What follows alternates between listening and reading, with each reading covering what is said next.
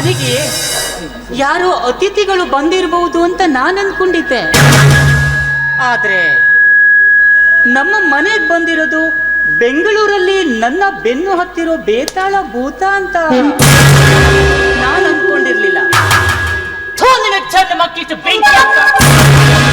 ಹೆಣ್ಣಿನ ಮೇಲೆ ಆಸೆ ಪಟ್ಟು ಬೆಂಗಳೂರಿಂದ ನನ್ನನ್ನ ಇಲ್ಲಿ ತನಕ ಹುಡ್ಕೊಂಡು ಬಂದಿದೆಯಲ್ಲ, ನಾಚಿಕೆ ಆಗಲು ನಿನ್ ಜನ್ಮಕ್ಕೆ.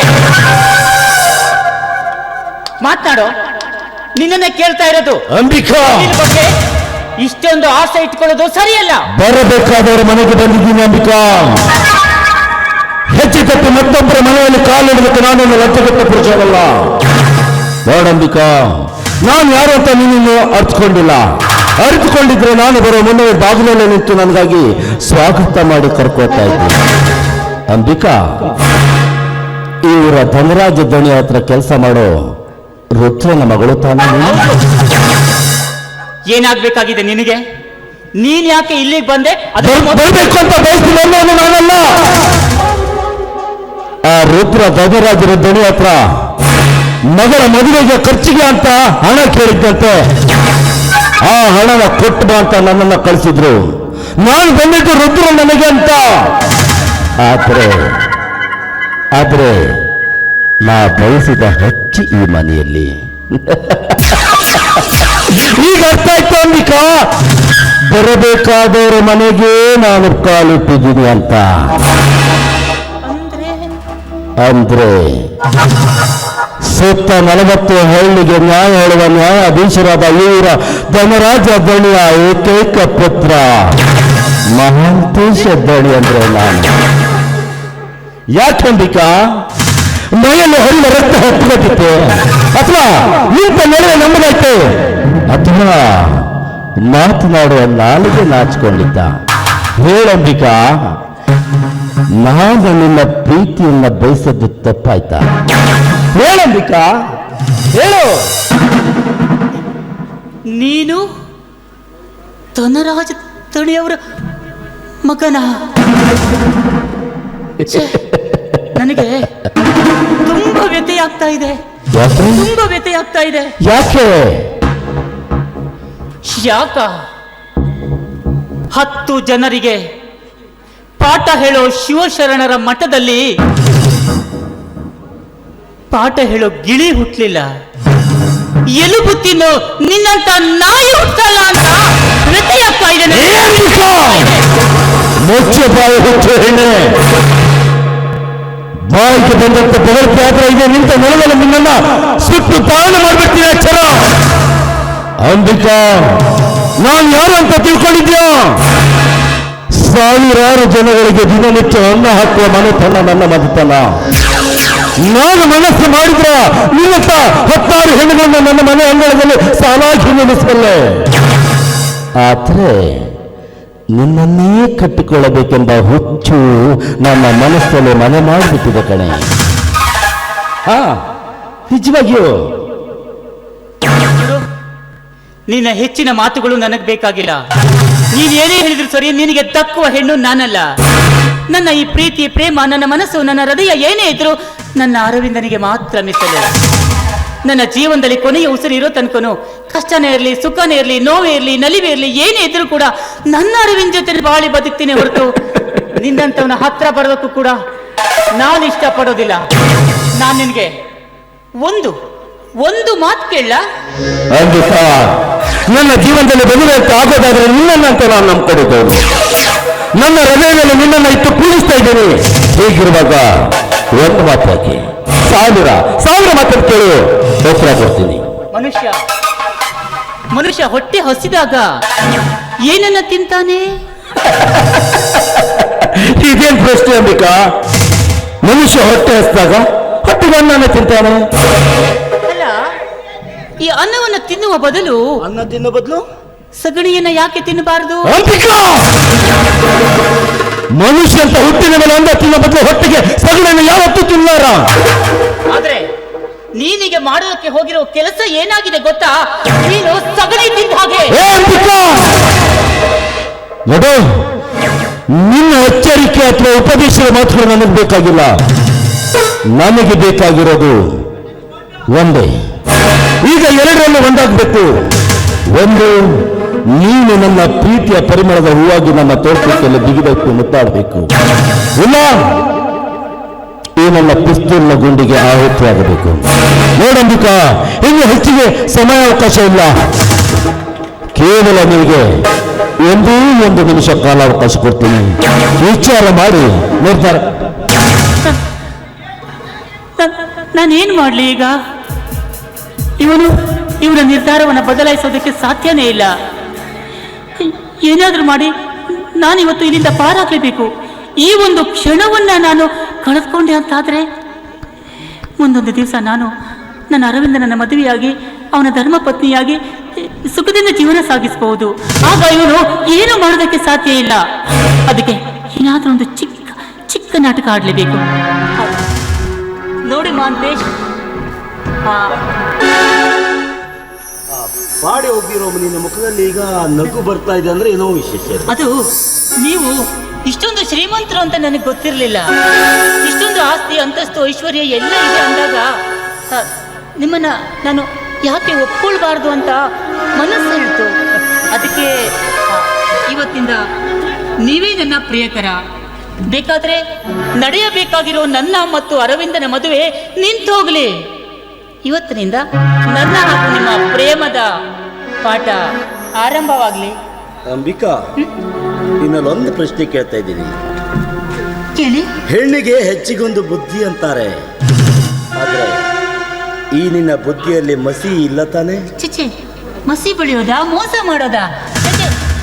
ಒಂದು ವೇಳೆ ನಾನು ಹಾಗೇನಾದ್ರೂ ಮಾಡಿದ್ರೆ ನನಗೆ ನೀವು ಸಿಗ್ಬೇಕಲ್ಲ. ಹಾಗಾದ್ರೆ ಇದ್ಯಾ?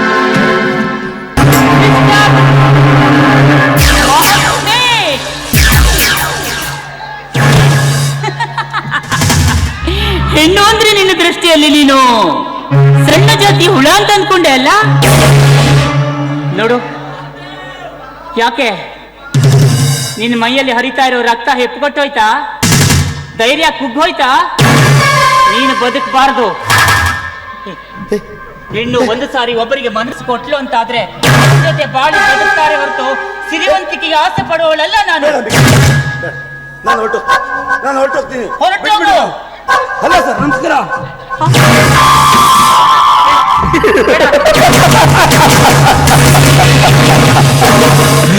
ಅಂಬಿಕಾ,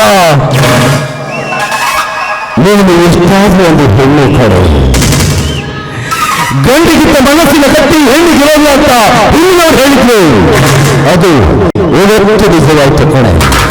ಅಂಬಿಕಾ, ನೀನು ಬರೀ ಚೇಳಿನಲ್ಲಿ ತಿಕ್ಕತ್ತಿದ್ಯಾ, ಆದ್ರೆ ಹೊತ್ತಿನಲ್ಲಿ ಕೈ ಹಾಕಿ ಹಾವಿನಿಂದ ಬದುಕೋದಿಕ್ಕೆ ನೀನಿನ್ನು ಕಲ್ತ್ಕೊಂಡಿಲ್ಲ. ಅಂಬಿಕಾ, ಈ ಮಹಂತೇಶ ಹಿಡಿದು ಹಠದಿಂದ ಯಾವತ್ತು ಬಿಟ್ಟವನಲ್ಲ. ಒಂದು ಸಲ ಕಣ್ಣಿಟ್ಟ ಮೇಲೆ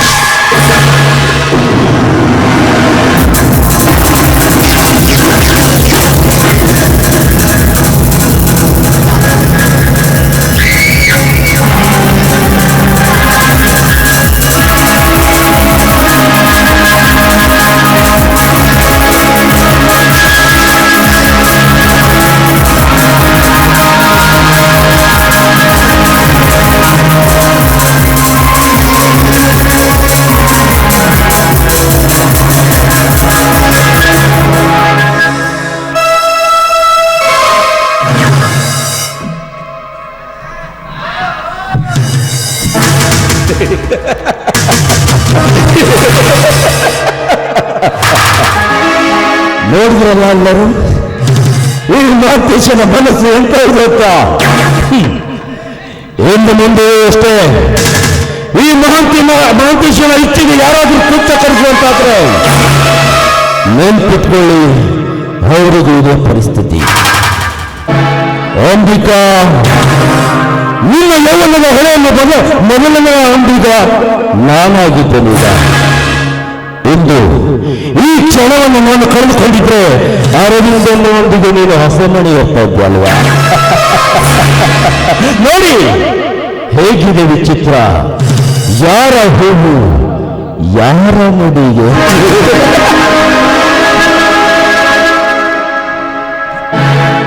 ನೋಡಂಬಿಕಾ, ಈಗಲೂ ನಿಮ್ಗೆ ಹೇಳ್ತಾ ಇದ್ದೀನಿ, ನೀನು ನನ್ನ ಹೃದಯದಲ್ಲಿ ಪೂಜಿಸಲ್ಪಡುವ ಹೂವಾಗಿದ್ದೆ. ಆ ಹೂವು ನನಗೆ ಬೇಕೇ ಬೇಕು ಅನ್ನೋ ಹಠದಿಂದ ನಾನು ಈ ಕೆಲಸ ಮಾಡಿದ್ದೀನಿ. ಆದ್ರೂ ನಾ ಮಾಡಿದ್ದು ತಪ್ಪು ಅಂತ ನಿನ್ನ ಮನಸ್ಸಿಗೆ ಅನ್ಸಿದ್ರೆ ನಾನು ಒಪ್ಕೊಳ್ತೀನಿ. ಬಾ, ನಮ್ಮ ಮನೆಗೆ ಬಾ. ನಿನಗಾಗಿ ನನ್ನ ಮನೆ ಬಾಗಿಲು ಯಾವತ್ತೂ ತೆರೆದಿರುತ್ತೆ. ನನ್ನ ಮನೆ ಅಂಗಣದಲ್ಲಿ ನಿನ್ನನ್ನಿಟ್ಟು ಪೂಜಿಸ್ತೀನಿ. ನಿನ್ನ ಕೋಳಿಗೆ ಕಡಿಮೆ ದರ ಕಟ್ಟಿ ಶಾಶ್ವತವಾಗಿ ನಿನಗೆ ಮಡುಗಿಯ ಸ್ಥಾನ ಕೊಡ್ತೀನಿ. ಯಾವುದಕ್ಕೂ ವಿಚಾರ ಮಾಡಬೇಕಾ? ತುಡುಕಿ ನಿರ್ಧಾರ ತಗೋಬೇಡ.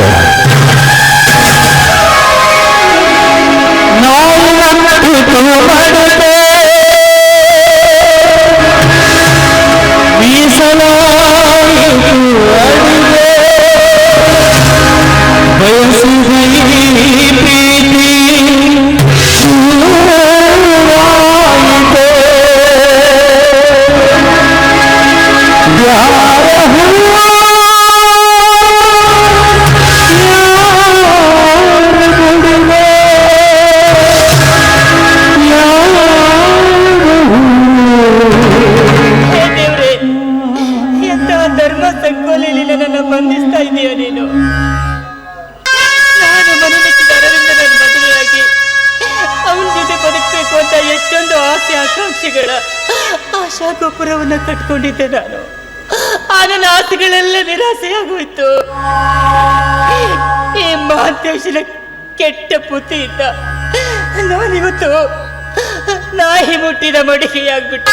ನಾಯಿ ಮುಟ್ಟಿದ ಮಡಿಕೆಯಾಗ್ಬಿಟ್ಟೆ. ಹೆಣ್ಣು ಶೀಲವತಿಯಾಗಿದ್ರೆ ಈ ಸಮಾಜದಲ್ಲಿ ಕಾಡಿ ಬೇಡಿ ಒಂದು ತುತ್ತು ಅನ್ನ ತಿಂದು ಬದುಕೋದು. ಆದ್ರೆ ಶೀಲವನ್ನೇ ಕಲ್ತ್ಕೊಂಡ ಮೇಲೆ ಹೆಣ್ಣು ಬೀದಿಯ ಸುಳಿಯಾಗಿ ಬದುಕಬೇಕು. ಇಲ್ಲ, ಹಾಗಾಗಬಾರ್ದು. ಈ ಪಾಪಿ ಮುಖವನ್ನು ಹೊತ್ಕೊಂಡು ಈ ಚರಿತ್ರೆಹೀನ ಹೆಣ್ಣಾಗಿರೋ ನಾನು ಮದುವೆಯ ಆಸೆ ಬಡಿಯನ್ನು ನಾನು ಇದು ನನ್ನಿಂದ ಖಂಡಿತವಾಗ್ಲೂ ಸಾಧ್ಯ ಇಲ್ಲ.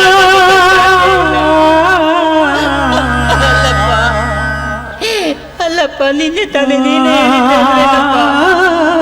ಹೆಣ್ಣಾದವಳಿಗೆ ಹೆಣ್ಣುತನವೇ ಭೂಷಣ. ಶೀಲವನ್ನು ಕಳೆದುಕೊಂಡ ಹೆಣ್ಣು ಕಸ ತಿನ್ನುವ ಕತ್ತೆಗಿಂತಲೂ ಕೀಳು ಅಂತ. ಇದು ನಾನು ಇಂತಹ ಪರಿಸ್ಥಿತಿಯಲ್ಲಿ ಬದುಕಬೇಕಾ? ಅಪವಿತ್ರಳಾಗಿರೋ ಈ ನನ್ನ ದೇಹವನ್ನ ನನ್ನ ಅರವಿಂದನಿಗೆ ಅರ್ಪಿಸ್ಬೇಕಾ? ಇಲ್ಲ.